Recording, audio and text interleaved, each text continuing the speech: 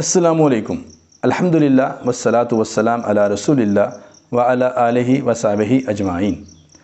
سورہ المائدہ مکی ہے، جس میں 20 رکوع اور 166 آیات بینات ہیں۔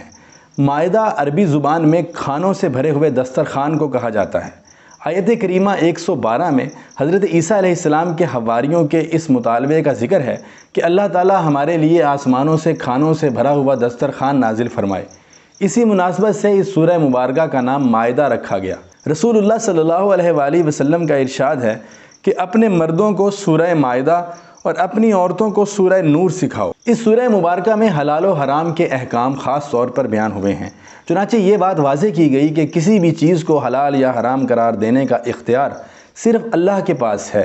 مردار، خون، سور کا گوشت، غیر اللہ کے نام کا ذبیحہ، گلا گھٹ کر یا چوٹ کھا کر مرنے والا جانور، آستانوں پر ذبح کیے جانے والے جانوروں سمیت پانسوں کے ذریعے قسمت معلوم کرنا سب حرام ہے۔